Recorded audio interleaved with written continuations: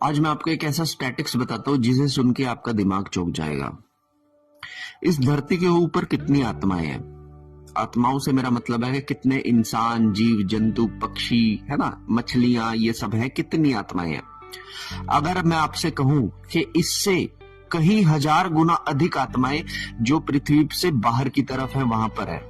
अब आप एक चीज इसमें देखेंगे कि इस रनआउट के अंदर जब हमारा कर्म लोक, हमारी मृत्यु लोक चल रही होती है तो बहुत सारी आत्माएं इन फ्रेम होती हैं और उससे कहीं अधिक आत्माएं आउट फ्रेम होती हैं। अब जैसे जो लोग धरती के ऊपर पैदा हो गए हैं, जैसे आप और मैं, तो हम लोग इन फ्रेम आत्माएं हैं। और जो लोग अभी धरती पर पैदा नहीं हुए हैं या पहले हुए थे अभी कहीं और है या आने वाले समय में फिर से होंगे, तो ये होगी आउट फ्रेम आत्माएं। अब आप इसमें एक चीज देखेंगे कि यहाँ पर आने के बाद आपको माता पिता मिले, आपको भाई बहन मिले, आपको एक रिश्ते और भी कई रिश्ते मिले, पिता का रिश्ता मिला, पति या पत्नी का रिश्ता मिला, दोस्त मिले आपको कई सारे, बहुत सारी लर्निंग्स आपने एक जीवन के अंदर कमाई। अब यहाँ पे एक चीज सबसे ज्यादा सीखने वाली बात यह है कि यहाँ पे कोई भी चीज कोइंसिडेंस नहीं है।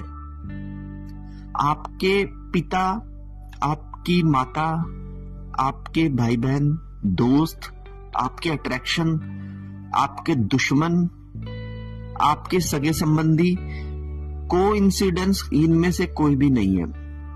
ये सब वो आत्माएं हैं जिनके आपके साथ लिंकअप्स हैं और जिन आत्माओं के दम पे आप जीवन में चलते हो। जैसे जब छोटे बच्चे होते हैं तो हम अपने माता पिता के ऊपर आश्रित होते हैं, है ना। एक टाइम के बाद हम अपने मित्रों पर आश्रित होते हैं, प्रेम पर आश्रित होते हैं, फिर उसके बाद अपनी पत्नी पर आश्रित होते हैं, फिर उसके बाद अपने संतान पर आश्रित होते हैं। तो ये जो स्टेप्स बाय स्टेप्स हमारे जो रिश्ते होते हैं जिनके ऊपर हम आश्रित होते हैं, ये कोइंसिडेंस नहीं होते हैं।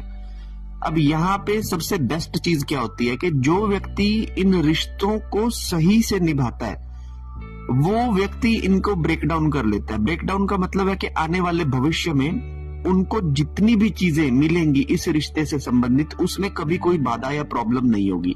लेकिन मैं देखता हूं कि कुछ लोगों का अपने पति के साथ विवाद है, कुछ लोगों का अपने प्रेमी के साथ विवाद है, कुछ लोगों का अपनी माँ के साथ ही विवाद है, सास के साथ विवाद है। तो अगर आपका किसी रिश्ते के साथ विवाद है तो ये विवाद आपको लर्न करने के लिए दिया गया है। अब आप उसमें से लर्न क्या करते हो ये आपके ऊपर निर्भर करता है, ठीक है ना, कि आपने उसको ब्रेक डाउन किया या नहीं किया। क्योंकि विवाद तो आपके चलते रह जाएंगे, एक दिन व्यक्ति ही खत्म हो जाता है, विवाद खत्म नहीं होते।